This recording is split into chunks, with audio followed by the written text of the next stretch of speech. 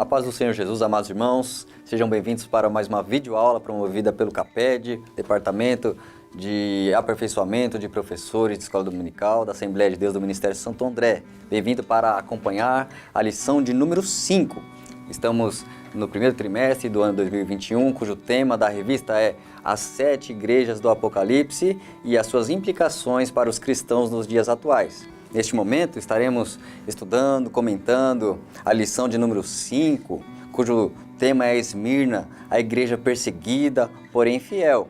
E estará nos acompanhando, estará comentando o conteúdo desta lição, nossos amados irmãos, professores, o amado irmão Newton, presbítero ali em Jardim do Estádio, comentarista da revista, juntamente também com o pastor Saulo, que está pastoreando a congregação de Pintacilgo 2 e que já estarão saudando os nossos irmãos neste momento.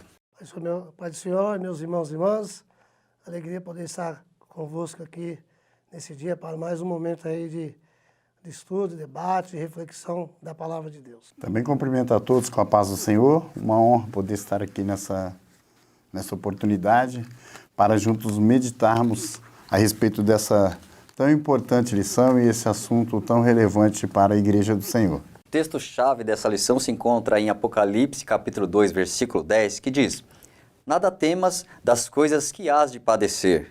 Eis que o diabo lançará alguns de vós na prisão, para que sejais tentados, e tereis uma tribulação de 10 dias. Sê fiel até a morte, e dar-te-ei a coroa da vida. A leitura bíblica que será feita está nos versículos 8 até o 11 desta carta, que diz: E ao anjo da igreja em Esmirna escreve: Isto diz o primeiro e o último, que foi morto e reviveu.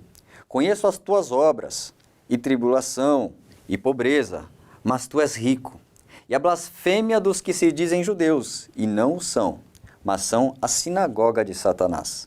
Nada temas das coisas que hás de padecer. Eis que o diabo lançará alguns de vós na prisão, para que sejais tentados, e tereis uma tribulação de 10 dias. Sê fiel até a morte, e dar-te-ei a coroa da vida. Quem tem ouvidos, ouça o que o Espírito diz às igrejas. O que vencer não receberá o dano da segunda morte. E o texto, a mensagem ressaltada na lição para refletir é: a coroa da vida está condicionada à fidelidade ao Senhor Jesus. Esta é a essência da mensagem nessa carta, que nós vamos aprofundar, adentrar neste momento. Nós vimos na lição anterior sobre a carta à igreja que estava na cidade de Éfeso, e agora partiremos para a carta à igreja que se localizava na cidade de Esmirna. Veremos uma carta muito interessante, uma carta que alegra o coração, alegra olhar e ver Jesus elogiando uma igreja de valores, uma igreja fiel, uma igreja de virtudes. Dentre as cartas, uma igreja que não recebeu nenhuma repreensão, pelo contrário, recebeu só elogio, só palavra de incentivo para prosseguir, para avançar. Então, uma carta muito edificante que nós estaremos estudando junto com os nossos alunos no próximo dia de aula. Iniciando o primeiro tópico, onde nós vamos entender um pouco do contexto, onde estava essa igreja, para poder perceber até os contrastes que havia entre a cidade e a igreja. E então, na cidade de Esmirna, cujo até o nome é um nome interessante, né? Significa mirra, ou seja, o ingrediente que ao ser apertado, espremido, sai a sua fragrância, sai um perfume, e cai muito bem para o nome, para o lugar desta igreja, né? Que sofre e tem uma vida que agrada a Deus. Então já vou pedir para o nosso amado presbítero Newton estar comentando sobre esta cidade de Esmirna, onde estava localizada esta igreja. Meus irmãos e irmãs, antes de nós abordarmos o primeiro tópico, é interessante que na introdução está assim: você como crente, ou como um cristão, uma cristã, se você tivesse que procurar uma igreja para congregar, para membrar-se, certamente alguns aspectos, algumas algumas virtudes, alguns diferenciais você talvez procuraria nessa igreja. Talvez você procuraria que fosse uma igreja que tivesse uma escola dominical excelente, com excelentes professores, professores bem preparados. Talvez você procuraria uma igreja tendo as melhores instalações, igual nos dias de hoje, nós escutamos muita conversa, as falas, né? Não, eu vou naquela igreja porque aquela igreja tem um excelente estacionamento, você não tem problema de segurança. Eu vou naquela igreja porque lá tem ar-condicionado, os bancos confortáveis. Talvez alguns iriam procurar igrejas e dizer assim, eu vou naquela igreja lá porque o louvor lá é sensacional. A palavra é mais ou menos, mas o louvor na atualidade, né, se fala muito, é um verdadeiro louvorzão.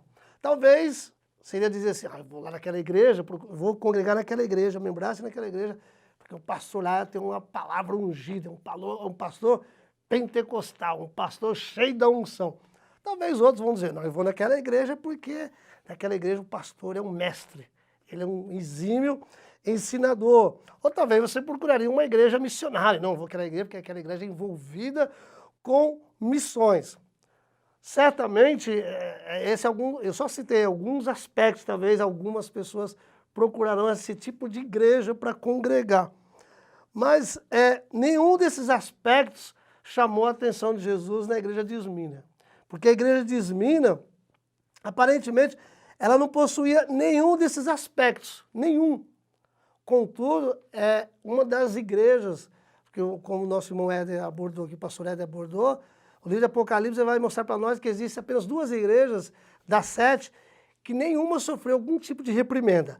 É Esmirna, mais especificamente Esmirna, e a igreja de Laodiceia, a igreja de Filadélfia. Então, mas essa aqui foi a igreja campeã de Deus, a igreja que conquistou o coração do Senhor Jesus. É uma igreja paupérrima, né, nós vamos ver no transcorrer da lição, mas, contudo, é uma igreja que chamou muita atenção do Senhor. Na nossa revista, nós colocamos aí o seguinte, que o estudioso, o biblista Warren Wiersbe, ele diz que a palavra Esmirna, então, como o nosso irmão já colocou, vem de mirra, que era uma erva amarga, e a extração dava-se por esmagamento, né? Eu não sei se você já viu, algumas pessoas às vezes vão fazer alguma coisa com algum tipo de erva, né? Remédio natural, por vezes pegar aquela erva, põe nas mãos, né? E vai esfregando para sair aquele sumo, ou seja, sair a essência daquela planta. Então, esse tipo de erva era usado na cidade ali, justamente para a fabricação de quê? De essência, fabricação de perfumes. E o nome da cidade é bem apropriado para a igreja que estava o quê? Enfrentando uma terrível perseguição. Na época, Esmirna, que hoje é ali na atual Turquia, que é Izmir, né?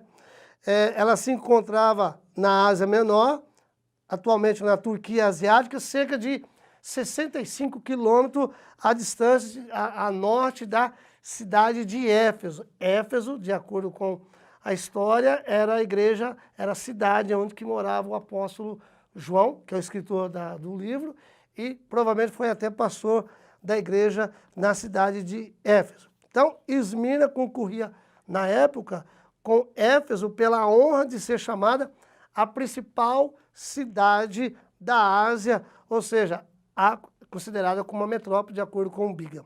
Na época, Esmirna contava, então, com uma população cerca de 100 mil habitantes. Então, é uma cidade, assim, com uma população considerável, 100 mil habitantes na época, tá?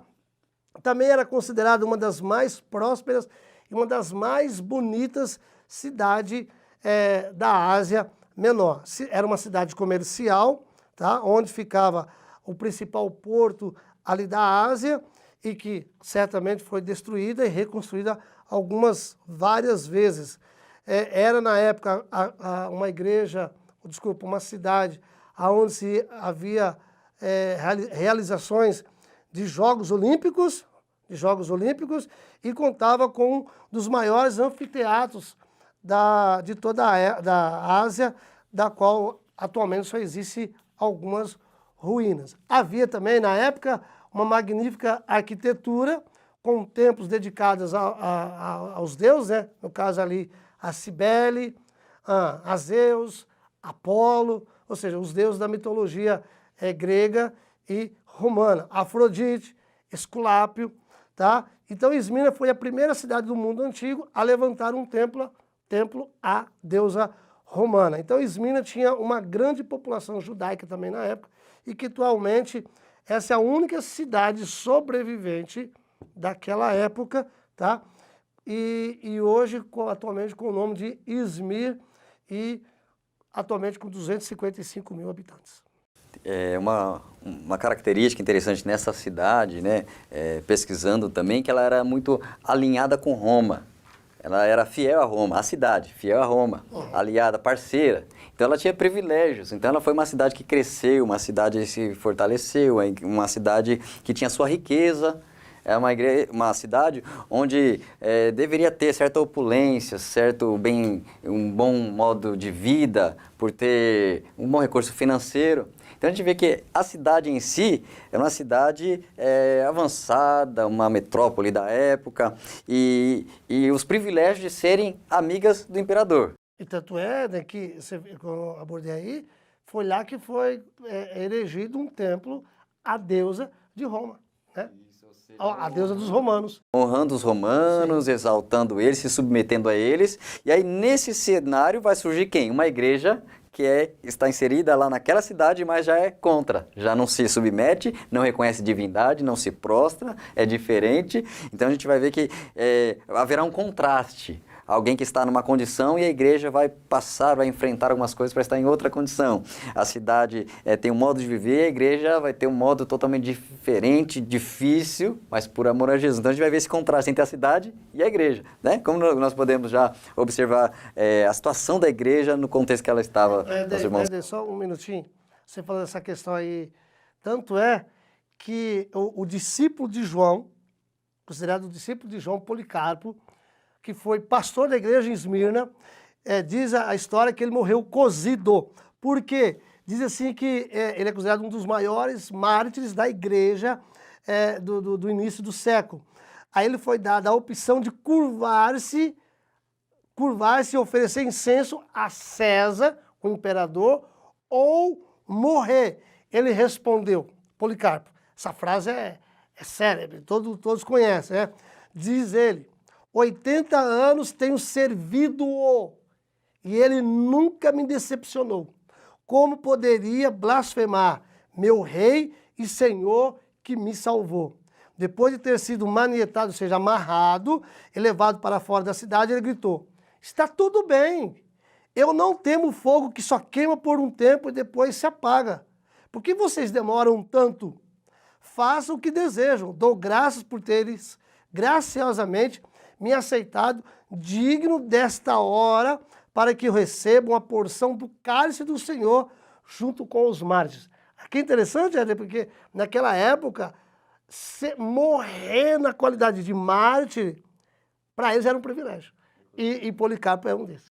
Verdade. Um grande exemplo da história, marcou aí com seu testemunho e muitos outros anônimos. Ele é um nome conhecido na história e os demais anônimos. Então mostra um pouco de como era essa igreja de Esmirna.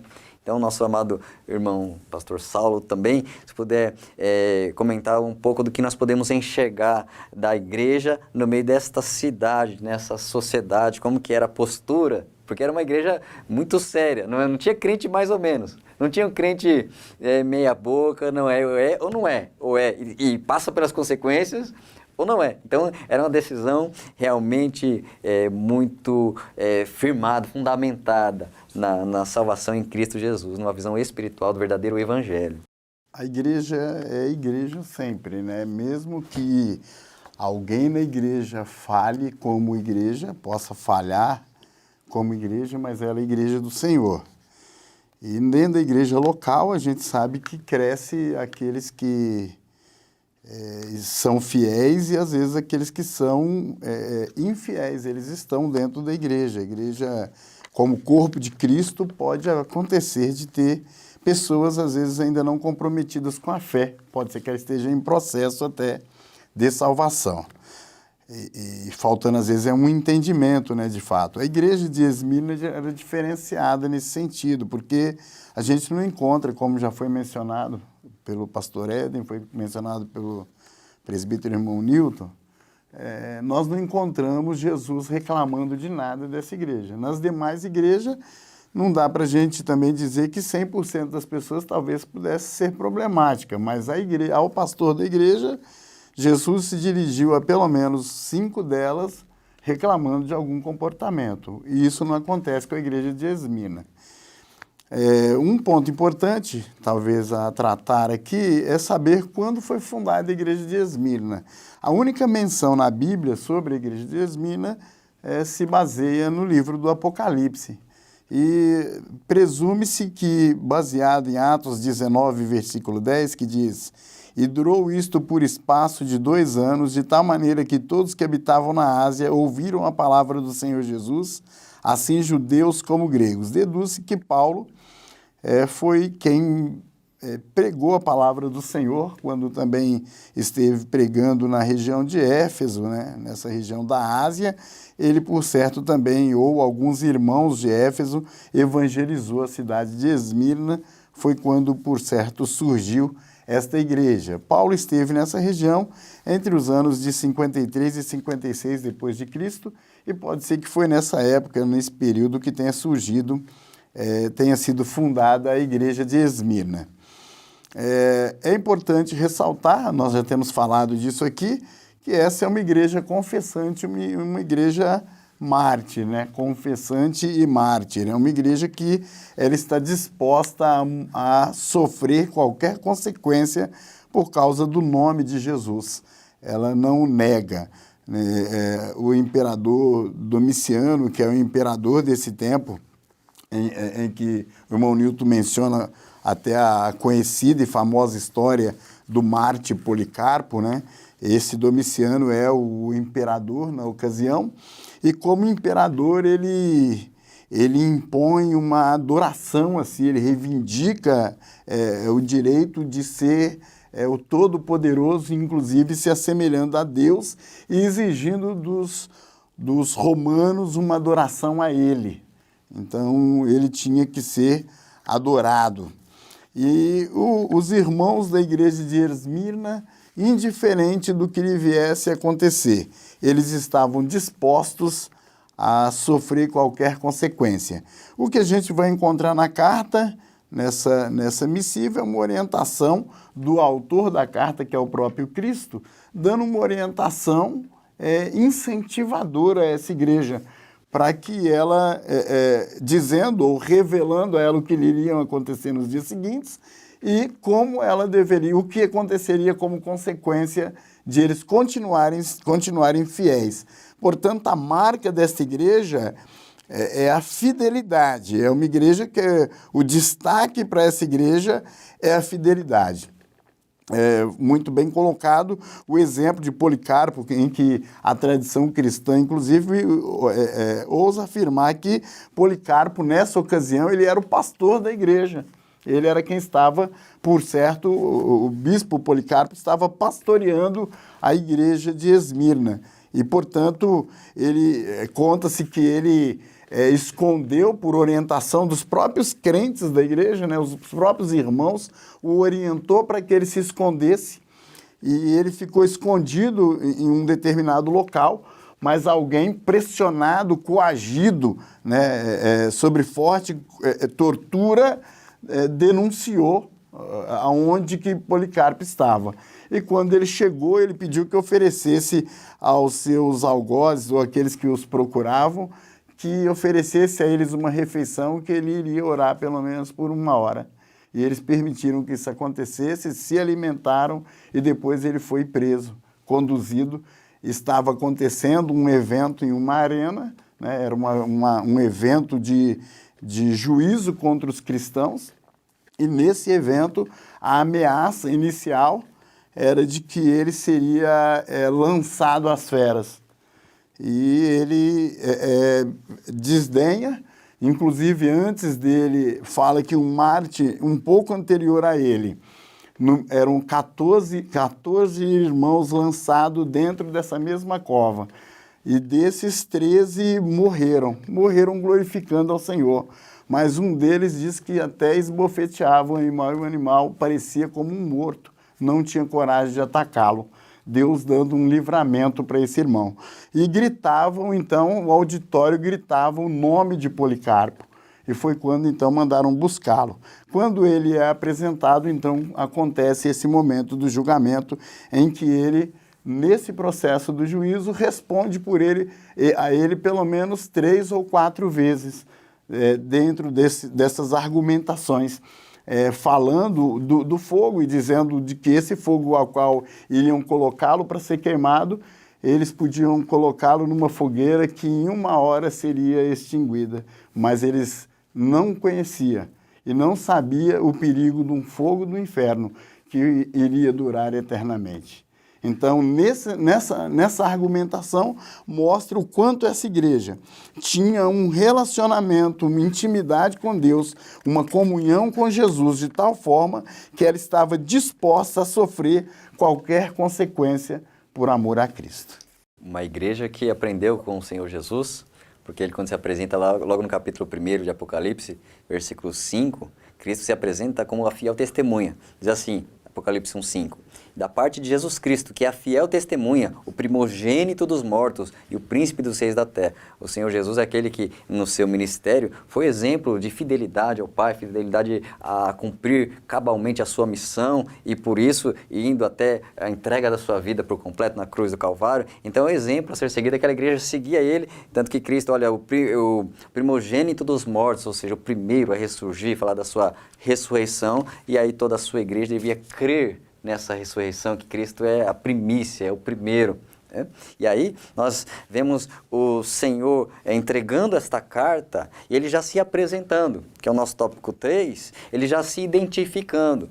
E ele já mostra características com propósitos, ele já fala de si mesmo, já querendo dizer algo, mostrar algo que é sempre impulsionador para o seu povo, para a sua igreja. O que nós podemos já observar de propósito, irmão Newton, nessa saudação, nessa apresentação, essa autoidentificação de Cristo, né? Por que ele vai citando sobre estar morto e reviveu? Por que será que ele citou em ser o primeiro e o último? Só um detalhe na questão anterior, a igreja de Esmirna é considerada a campeã do Senhor. Se nós tivermos que fazer uma reflexão ou uma pergunta, qual é o tipo de igreja que agrada o coração de Jesus, não é a igreja que busca ostentação, não é uma igreja cheia de programa, não é uma igreja que faz muita coisa, muito evento, não é uma igreja pragmática, mas uma igreja fiel ao senhorio de Cristo. Essa é a igreja que ganha o coração dele. Quanto ao tópico 2, é o 2, né? 3. O Senhor, é interessante que aí o Senhor ele vai se identificar para a igreja, dizer quem ele é. Então ele ordena a João a escrever uma carta ao pastor da igreja de Esmirna, né? E aí ele se identifica como o primeiro e o último. Apocalipse 1:17, né? Ele é 1:17. E eu, quando vi, caí aos seus pés como morto, e ele pôs sobre mim a sua destra, dizendo, não temas, eu sou o primeiro, eu sou o último.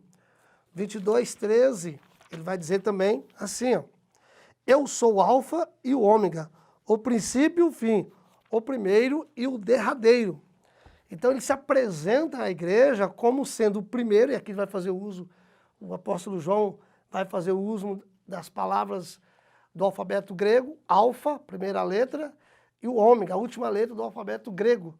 Ele está dizendo o seguinte, eu sou o primeiro, eu sou o último, ou seja, todas as coisas começam em mim e todas as coisas terminam em mim. Então aqui, como eu disse na minha última participação, aqui é a cristologia alta. Aqui é o Cristo que é o Senhor, né? O primeiro, de acordo com o Salmo 90, verso 2, o primeiro ou o último, ou seja, antes de tudo acontecer e depois de tudo aconteceu, ele é Deus. Ele é o Senhor. Ele é o Senhor do universo, ele é o Senhor da história. Ele é o Senhor da igreja. Ele se identifica primeiramente na cristologia alta. Eu sou o Senhor da igreja. Essa é minha igreja. Eu sou o dono dela. Tá? Então, todas as coisas originaram-se nele, porque ele é o Criador.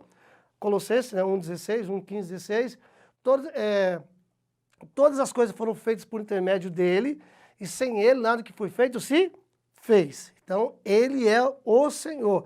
Então, todas as coisas originam-se nele e todas as coisas terminam nele. Apocalipse 1:8, né? Eu sou o alfa e o ômega, o princípio e o fim, diz o Senhor que é, que era, que há de vir, quem? O Todo-Poderoso. Então, primeiramente, ele se apresenta como o Senhor da igreja.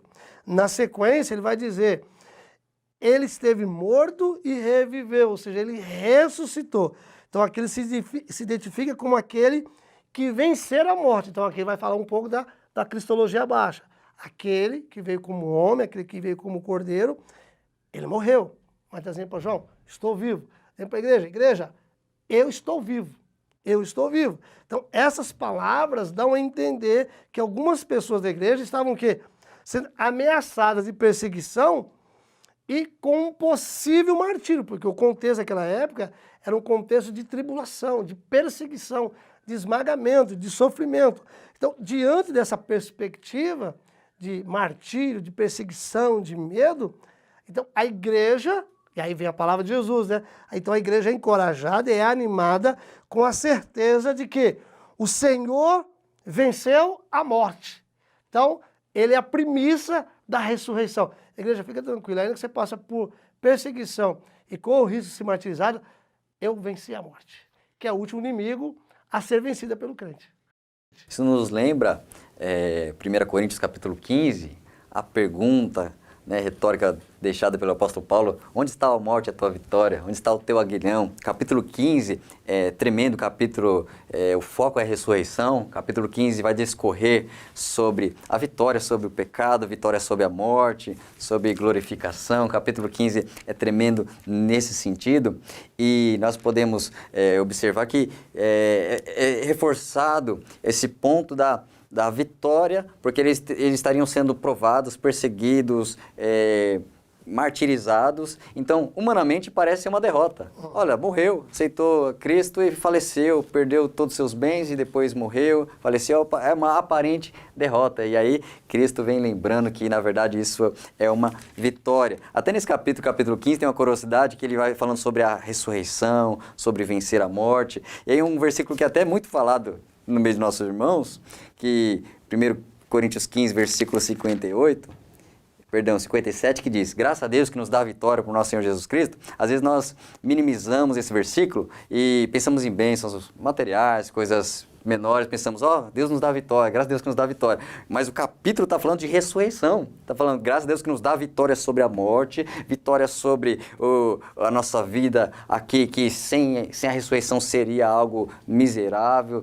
algo insignificante, mas graças a Deus que nos dá a vitória sobre a morte, sobre essa natureza carnal, Ele que nos faz vencer sobre isso, sendo Cristo o primeiro, né? É falado sobre o Adão, o primeiro homem, e sobre Cristo, o segundo Adão, que ele veio para nos trazer na obediência para junto do Pai. Então nós vamos observando ele se apresentando, já ressaltando a eternidade, ressaltando essas duas características, né, de cima e de baixo, que é muito interessante. E aqui não é só uma questão de frase, é uma questão teológica do texto, né? Ele é o Senhor, ao mesmo tempo que ele é o Senhor, aquele que está, né, na sua divindade, mas ao mesmo tempo é aquele que se identifica com aqueles que sofrem. É aquele que se identifica com aquele que está sofrendo, está sendo perseguido, está se martirizando. Fica tranquilo, eu já venci a morte. Então, é uma questão teológica que o texto nos apresenta. Porque, às vezes a pessoa lê assim, parece que é uma frase de efeito. Não é. Não é uma frase de efeito. É uma teologia, a teologia da ressurreição. É a teologia da identificação. Ele se identifica com aqueles que sofrem. O contexto é de perseguição.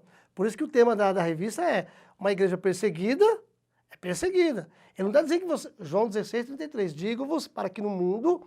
tenhais paz, no mundo tereis aflições, mas tende bom ânimo, eu venci o mundo.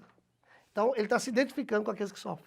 É importante até associar, irmão Nilton, quando ele está dirigindo essa carta à igreja de Esmirna, sabendo que Esmirna já tinha vivido esse contexto, né, de morte e ressurreição, uma cidade que no ano 600 foi totalmente destruída pelos lídios, né? E no ano 200 ela foi reconstruída pelo Alexandre o Grande e voltou a ter toda aquela pompa que ela perdeu, né? Eles entendiam bem disso, o que era morrer e ressuscitar.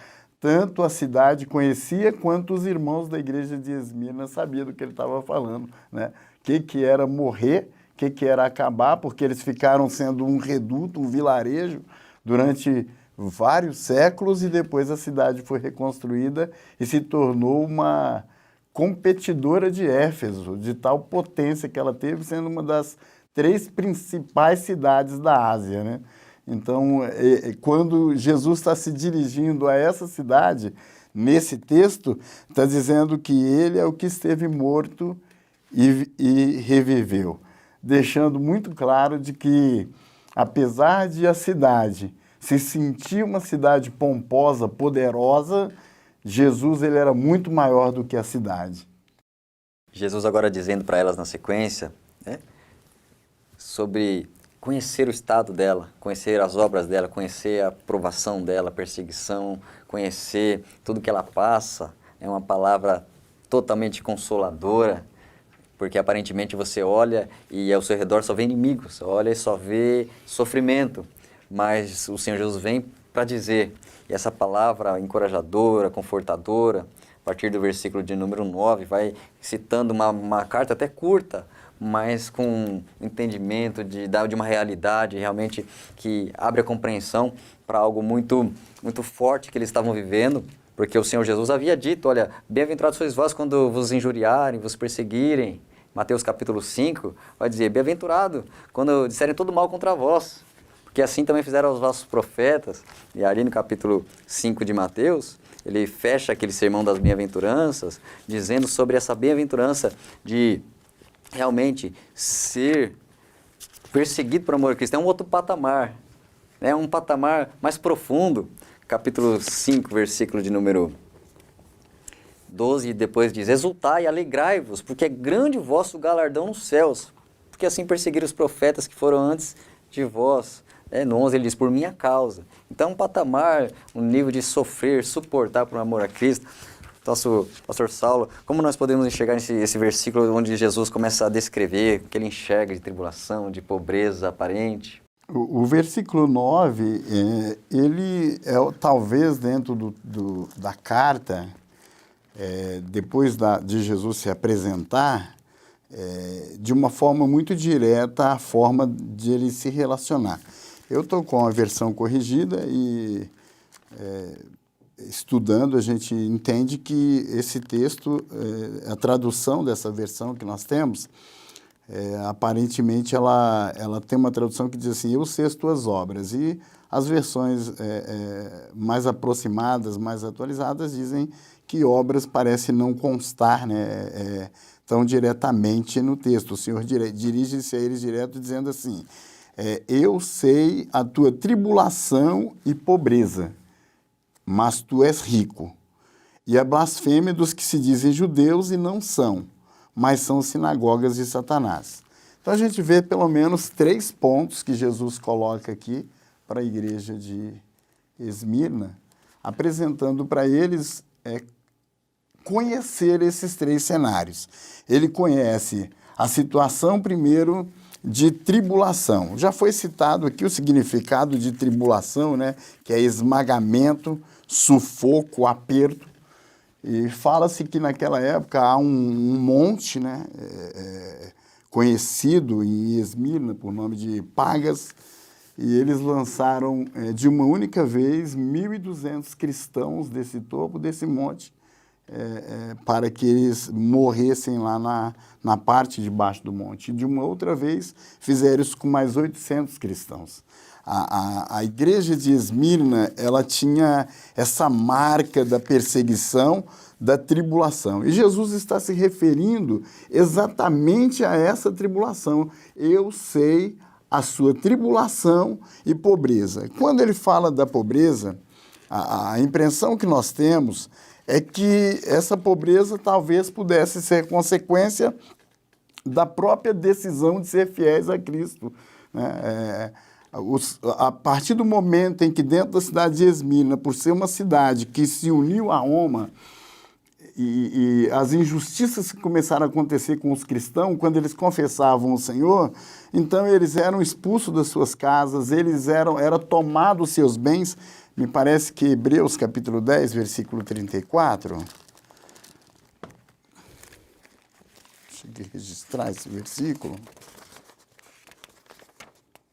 Hebreus 10 e 34 vai nos trazer uma menção mostrando o quanto que os irmãos perseguidos, eles tinham, né, os seus bens tomados.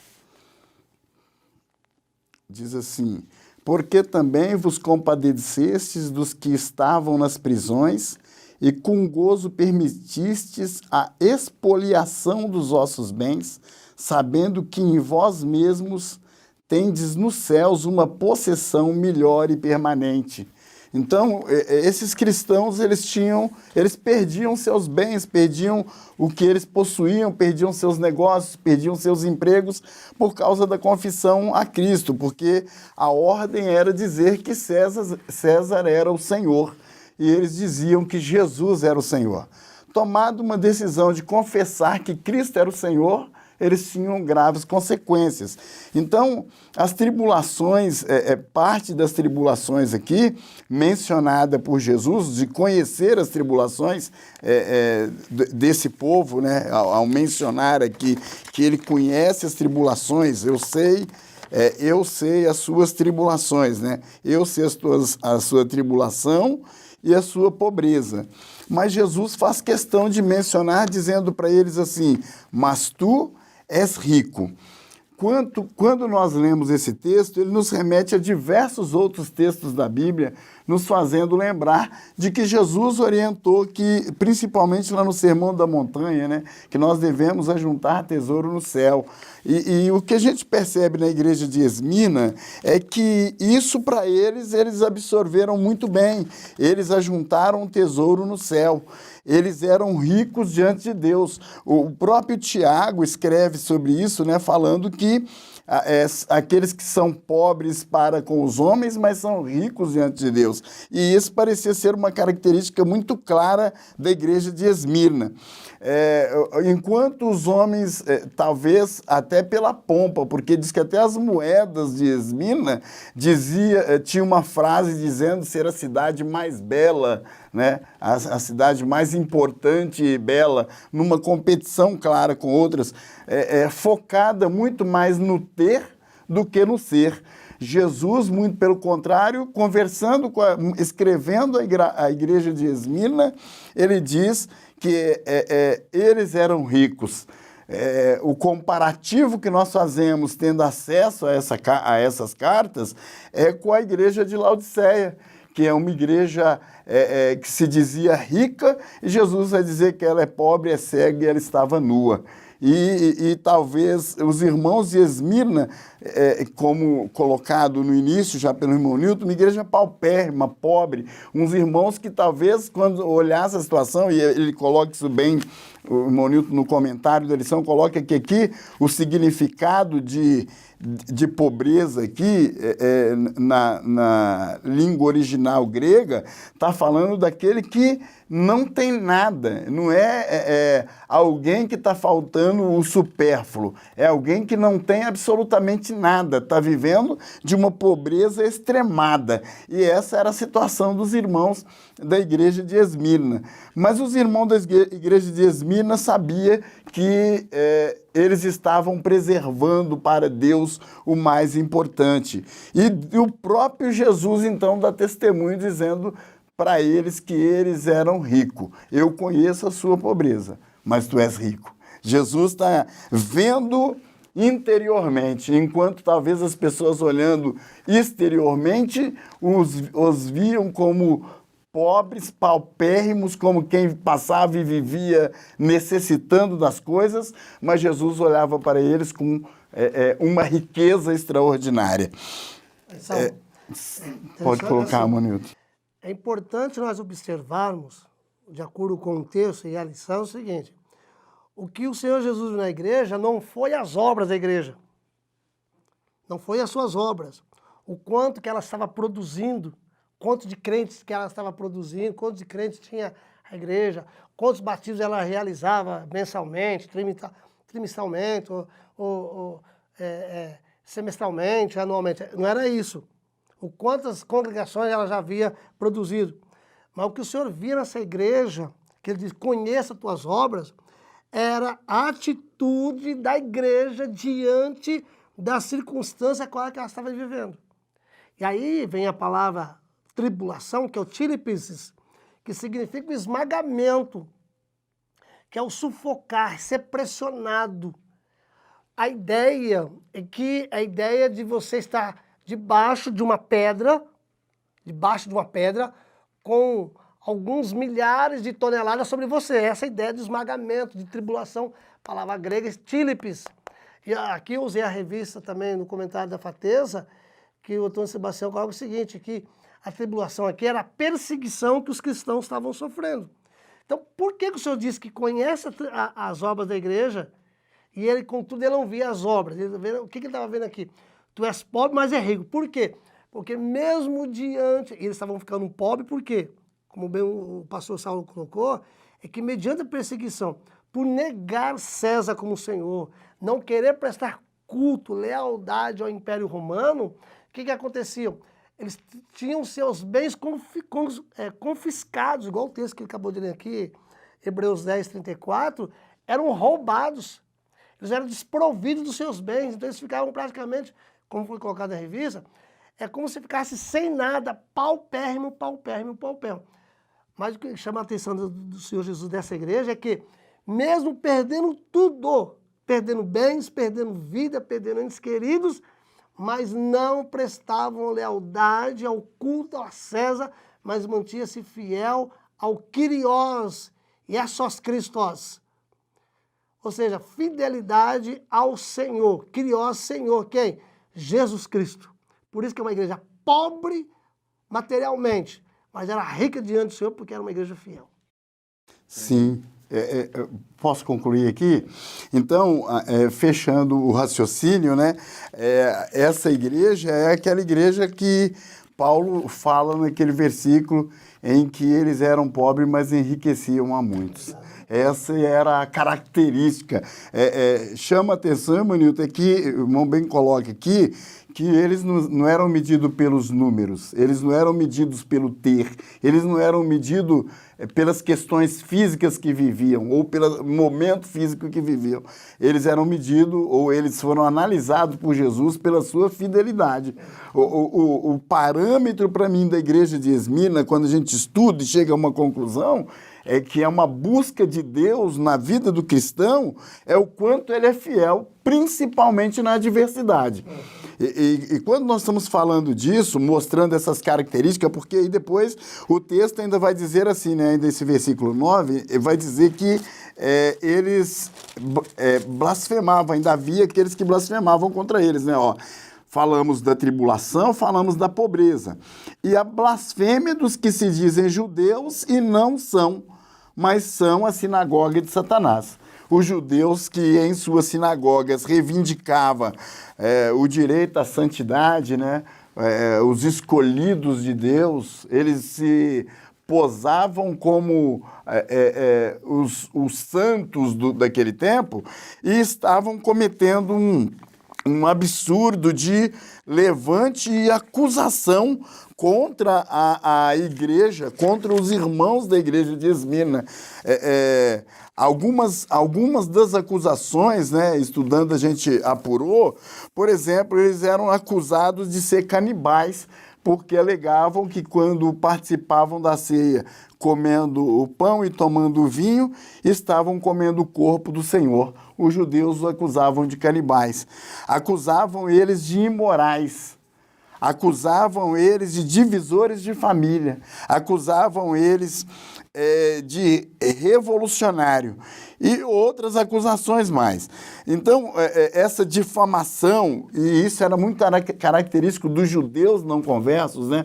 Os judeus que não aceitaram a Cristo, que não confessaram o Senhor, que não aceitou Jesus como Senhor e Salvador das suas vidas, eles, subordinados ao Império Romano, acatavam a imposição do Império, e além de acatar a imposição do Império, perseguiu a igreja o tempo inteiro. Paulo passou algumas dificuldades com eles, como em Antioquia da Psídia, em Atos 13 e 50, em Icônio, Atos capítulo 14, versículo 2 e versículo 5, como lá em Listra, Paulo foi apedrejado pelos judeus, em Atos 14, 19, em Atos, no capítulo 18, versículo 6, a gente vai encontrar Paulo deixando os judeus e indo para os gentios, porque a convivência não estava dando certo. Então, essas blasfêmias, esses levantes, e aí Jesus vai dizer que o que tem lá não é uma sinagoga, não é alguém, não é um judeu de verdade, como Paulo coloca lá em Romanos, no capítulo 2, né? Romanos,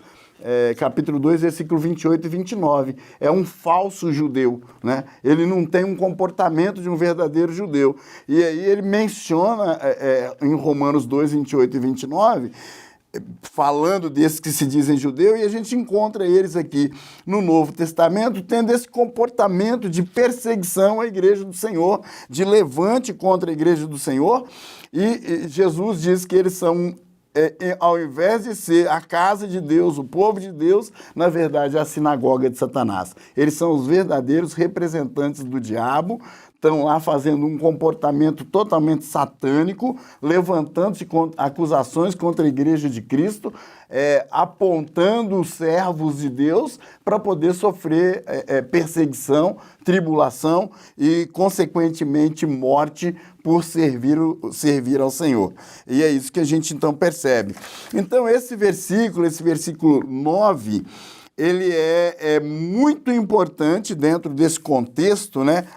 Analisando aqui a lição, Jesus mostrando o nível de conhecimento. Eu estou acompanhando tudo. Isso aqui, para mim, é a sensação que nós temos ao ler esse versículo, é como Deus está no controle das coisas, inclusive nos dias de hoje. Ele não mudou e ele conhece o que nós não conhecemos, né? Eu conheço sua tribulação, eu conheço seu sofrimento, eu conheço as suas horas difíceis, suas horas amargas, eu conheço as suas conversas com o seu travesseiro, eu conheço, às vezes, o Senhor está dizendo que Ele conhece, eu conheço as suas obras, eu conheço a sua tribulação, eu conheço a sua pobreza. Jesus está fazendo menção de entender de que eu estou vendo que está faltando as coisas para vocês. Eu conheço tudo isso. Jesus demonstra, eu conheço os falsos judeus que estão te acusando. Eu conheço tudo isso.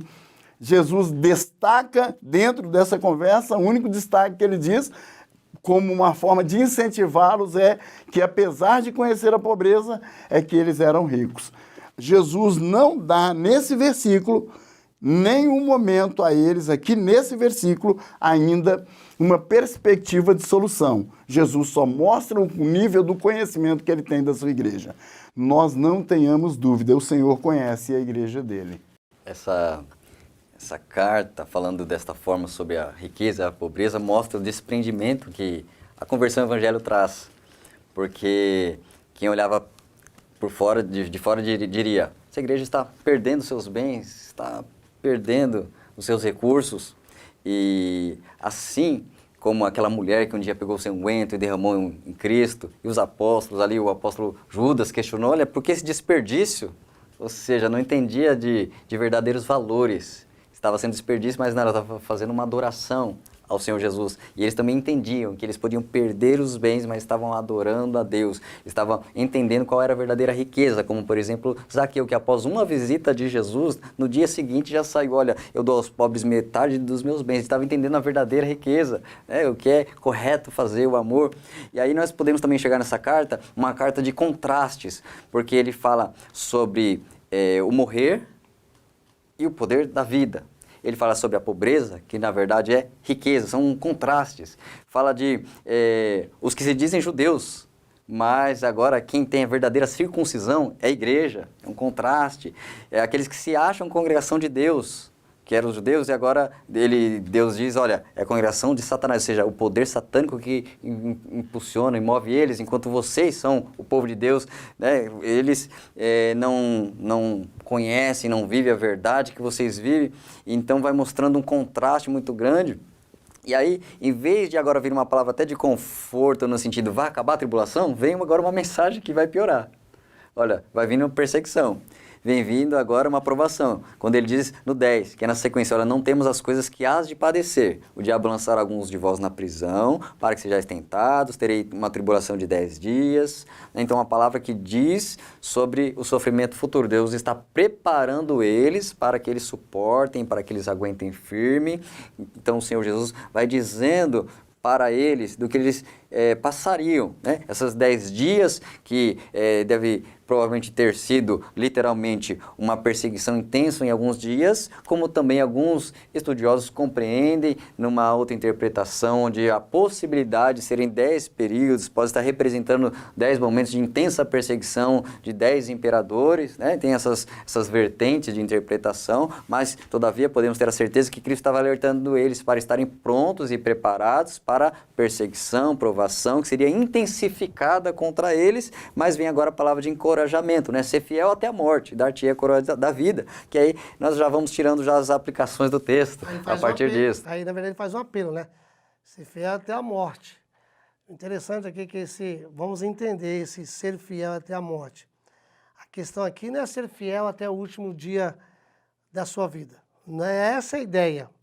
A ideia aqui é ser fiel ao ponto de morrer por essa felicidade, por essa fidelidade. Não é morrer, não é ser fiel até a morte, é uma fidelidade que, se for preciso morrer, eu morro. Ou seja, eu prefiro morrer a negar a Jesus. É isso que o Senhor Jesus, o apelo que ele faz. Ele faz um apelo, na sequência ele faz uma promessa, não é? Ele faz a promessa: o vencedor não sofrerá o dano da segunda morte. Isso aqui é importante salientar, por quê? Porque naquela época havia, nós vamos entender lá, Apocalipse 22, falar que os covardes ou os tímidos entrarão no reino dos céus. Está nesse contexto aqui o seguinte: porque mediante a perseguição, haviam aqueles que acabavam negando o nome de Jesus. Ok? Então, esse negar, você deixando de ser fiel, então o que acontece? Nega o nome de Jesus, vai sofrer a segunda morte, que é a separação eterna. E aqui então o Senhor faz uma promessa: o vencedor, se você for fiel, se você for capaz de morrer por causa do meu nome, você vai morrer a morte física aqui.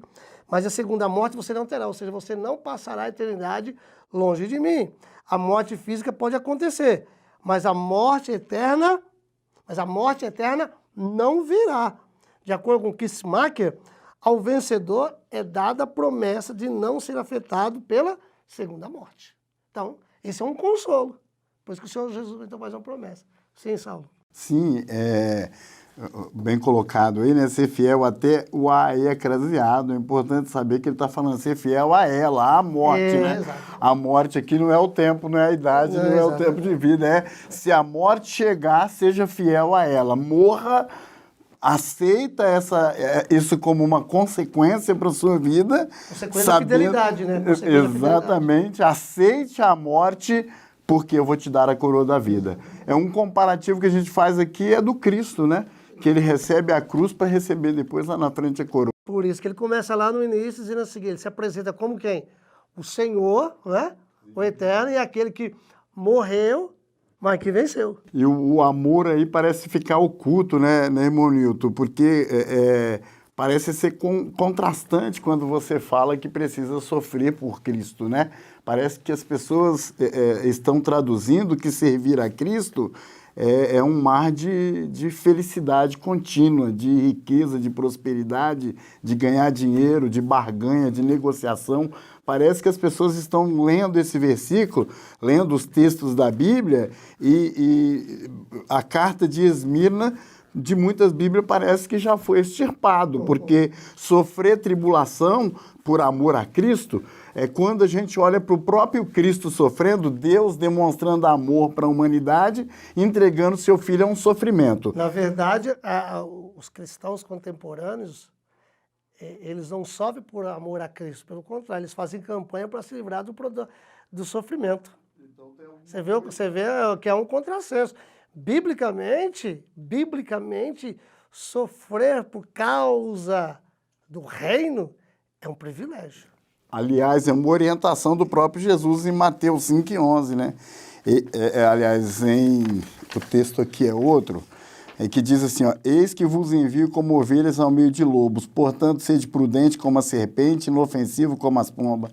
Acautelai-vos, porém, dos homens, porque eles vos entregarão ao sinédrio, vos açoitarão nas suas sinagogas, sereis até conduzidos à presença dos governadores e dos reis por causa de mim, para lhes servir de testemunha a eles e aos gentios. Mas quando vos entregarem, não vos dê cuidado como ou o que haveis de falar, porque naquela mesma hora vos será ministrado o que haveis de dizer. Porque não sois vós quem falará, mas o Espírito de vosso Pai é quem fala em vós. E o irmão entregará à morte o irmão, e o pai o filho, e os filhos se levantarão contra os pais e os matarão, e odiado de todos sereis por causa do meu nome. Mas aquele que perseverar até o fim, esse será salvo. Jesus está falando de tribulação, de sofrimento. E esse texto aqui, às vezes nós até lemos aqui, né? Olha, não preocupa com o que você vai falar na hora que não tem oportunidade para pregar, né? Mas, na verdade, Jesus estava falando nesse contexto aqui da perseguição que a igreja ia sofrer. Jesus está dizendo aqui que eles estavam, né? Está em Mateus capítulo 10, quando Jesus envia os discípulos, né? Envia os 70.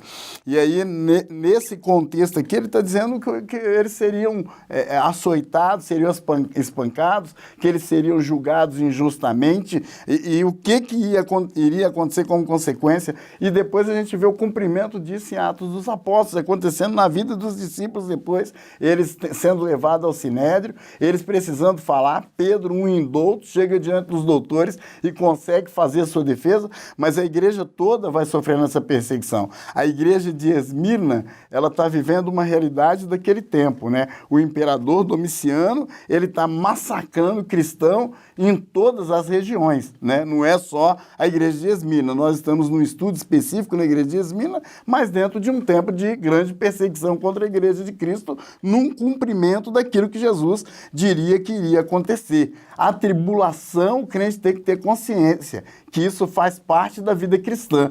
A coroa da vida, como dito nesse texto, é lá no fim de todas as coisas. A coroa da vida é para quem for fiel durante a perseguição. Sorrateiramente a igreja, mesmo nos países livres como o nosso, ainda sofre perseguição. Parece ser muito camuflado, mas a gente tem o contexto da perseguição. Eu costumo sempre contar quando falo, e às vezes até estudando a própria carta de Esmirna, tive a oportunidade de dizer algumas vezes, porque nós em um evento de missões trouxemos um representante da missão Portas Abertas, em que ele disse que teve um encontro com um irmão chinês, e ele disse que a missão orava, o trabalho deles era orar pela igreja perseguida, e que eles oravam muito pela igreja chinesa. E o irmão chinês olhou para ele e disse assim, nós é que estamos orando por vocês, porque vocês estão de acordo com o mundo, nós estamos de acordo com a palavra. Parece duro ouvir isso, mas o comodismo que traz, às vezes, a falta da perseguição, para muitos cristãos de não entenderem que a fidelidade a Deus indifere de tempo, indifere de progressismo, de conceitos políticos e odiernos. A nossa fidelidade à palavra de Deus, ela não pode ser barganhada, não pode ser negociada. A nossa consciência não pode ser comprada ou barganhada. A gente não pode entrar num tempo de relativismo, aceitando negociar os valores da palavra de Deus. Deixa eu só citar a frase do William Barclay. William Barclay diz assim, a exigência do Cristo ressuscitado é que seu povo lhe seja fiel até a morte. Fiel ainda que a vida seja o preço dessa fidelidade. Essa igreja viveu essa realidade de tamanha opressão justamente por essa divergência com o mundo, né? Quanto mais próxima de Deus, de Cristo, da sua palavra, da verdade, ela está disposta a ser divergente, totalmente diferente, não mais amiga, próxima ou alinhada com o mundo. E aí a promessa de Cristo para ela foi dar-te-ei a coroa da vida, que também é mencionado lá em Tiago capítulo 1, versículo 12, 2 Timóteo capítulo 4, versículo 8, é citada a coroa da vida, e essa é uma linguagem onde os cidadãos daquela cidade conheciam, tendo aquele estádio lá naquele local, o vencedor, o atleta vitorioso, né, com com uma condição acima dos demais, ele era reconhecido com a coroa de louro. Também em campanhas militares, aqueles que retornavam também eram reconhecidos e recebiam premiações, eram condecorados, como também sacerdotes do imperador tinham premiações, eram reconhecidos e vinham. Então havia muitos reconhecimentos, seja atleta, seja militar, seja um sacerdote lá a serviço do império. Então eram pessoas que tinham seu reconhecimento humano. E aí Cristo vem e diz para eles, olha, eles estão recebendo uma coroa passageira, corruptível, mas para vocês é a coroa da vida, coroa da eternidade, coroa de estar comigo nos céus. E aí fala de uma coroa que o mundo não conhece, mas quem serve a Deus conhece, almeja e espera e tem convicção de que estará com ela se for fiel até a morte. O texto para refletir desta lição é: a coroa da vida está condicionada à fidelidade ao Senhor Jesus. E nós partiremos já para a conclusão, o último comentário dos irmãos, que seria uma visão, um panorama geral sobre o que nós podemos extrair desta carta à igreja de Esmirna. Se fosse concluir, o próprio texto vai nos ajudar aí nessa lição, capítulo 2, versículo 9, não é? Capítulo 2, versículo 9, conheça as tuas obras, a tribulação e a pobreza, mas tu és rico e a blasfêmia dos que se dizem judeus e não são mais sinagoga de Satanás. O Senhor diz que conhece a nossa tribulação, o nosso sofrimento, mas isso não significa que Ele vai eliminá-la. Então, o fato dele saber que nós estamos sofrendo, por vezes, significa que Ele vai acabar com ela. O que nós precisamos entender é o seguinte, que dentro do meio cristão evangélico hoje, aqui no Brasil, há uma busca exacerbada em correntes de campanhas, na crença de que Deus acabará com todos os problemas, entre aspas, tribulações, vivenciados no dia a dia. Isso não é verdade. O que o Senhor requer de nós é fidelidade. E a fidelidade independe das circunstâncias. Eu gosto muito do Salmo 23, verso 4. Ainda que eu ande pelo vale da sombra da morte, não temerei mal algum, porque tu estás comigo. A tua vara e o teu cajado me consola. No momento de sofrimento que nós mais precisamos, no momento de tribulação que mais necessitamos, é a presença do bom pastor. Nas minhas considerações, é importante ressaltar que nós, como Igreja do Senhor, não desfalecemos. Eu sirvo um Deus que eu sei que Ele trabalha em prol do seu povo e da sua igreja. Ele nos livra das situações difíceis e até das nossas aflições, né? Ele é quem cuida, nós colocamos a nossa vida em suas mãos. E eu não posso perder a esperança e a fé, tendo a certeza desse trabalhar do meu Senhor, desse fazer do meu Deus. Mas a fidelidade é a base para essa relação. É importante dizer que o próprio Jesus avisou, eu tenho vos dito isto lá em João 16:36, para que em mim tenhas paz, no mundo tereis aflições, mas tende bom ânimo, eu venci o mundo. Às vezes esse versículo é usado de diversas maneiras, né? Tem gente que acrescenta até um pedacinho nele aqui, né? E vós vencereis, que não está na palavra de Deus, não tem nem nos originais, mas tem gente que até acrescenta isso. Mas eu acredito na vitória da igreja, ela vai vencer o mundo ao lado de Jesus. Mas não aqui. E eu explicar, não significa dizer que nossa vida aqui na Terra, para todos os nossos problemas terá uma resposta. Nós acabamos de estudar o livro de Jó, em que nós falamos disso, né?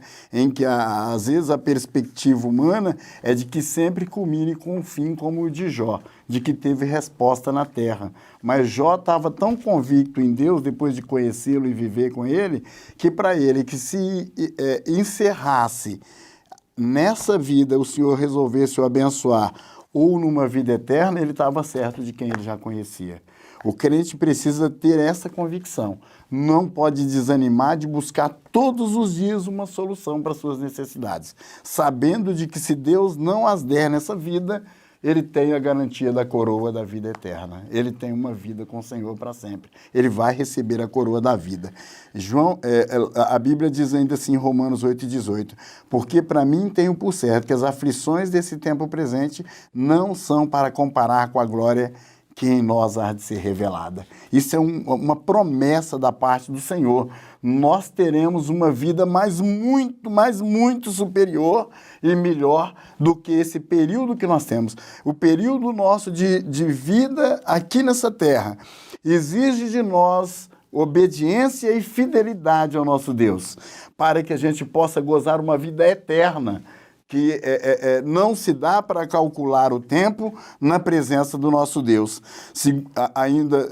O texto de 2 Coríntios 4, 8 e 9 diz: em tudo somos atribulados, mas não angustiados, perplexos, mas não desanimados, perseguidos, mas não desamparados, abatidos, mas não destruídos. Nós temos uma garantia, uma promessa de Deus, com prova, com luta, com perseguição, com levantes, com calúnia, com difamação, com tudo que a igreja de Cristo e como servos de Deus que sofremos, nada disso vai nos destruir, vai nos desanimar, vai deixar-nos desamparados e angustiados. Nós temos uma promessa de Deus sobre as nossas vidas e uma garantia da vitória em Cristo Jesus. Graças a Deus por esta lição sensacional, muito gostoso olhar para esta igreja, para uma igreja que é exemplo, é fiel, é testemunha, é mártir, perseguida, porém vitoriosa sobre todas as coisas, que nós viemos desfrutar uma aula maravilhosa, abençoada nas nossas escolas bíblicas, em nossas congregações, que o Senhor te use com graça e sabedoria para estimular nossos amados irmãos, as nossas congregações, a viver a verdade vivida em Esmirna, aquela que suporta por amor a Cristo. Que tenhamos uma aula abençoada, estejamos acompanhando a próxima videoaula, cujo tema será Pérgamo, a igreja flertando com o mundo, e que vamos prosseguindo nesta revista Ensinamentos Bíblicos desse trimestre, que está uma bênção, está muito edificante, que está trazendo edificação para os nossos amados irmãos. Vamos fazer uma oração neste momento. Querido Senhor, no nome de Jesus, te agradecemos por este momento de reflexão, de compartilhamento da Tua Palavra. Queremos te pedir que o Senhor abençoe o nosso amado irmão, irmã que acompanhou esta aula, que o Senhor abençoe nossos amados irmãos professores, conduzindo, ministrando as aulas nas suas congregações, o irmão, irmã que acompanha para a própria edificação, que o Senhor grandemente impulsione, desperte, avive o teu povo, os nossos irmãos, para que venhamos olhar para a igreja de Esmirna e tomarmos para exemplo para as nossas vidas de fidelidade a ti. Senhor, nós te agradecemos, continua abençoando todo o ministério, todas as escolas bíblicas, todo o corpo de obreiros e professores. É que nós te pedimos e te agradecemos no nome santo de Jesus. Amém. Deus continue te abençoando em nome do Senhor Jesus.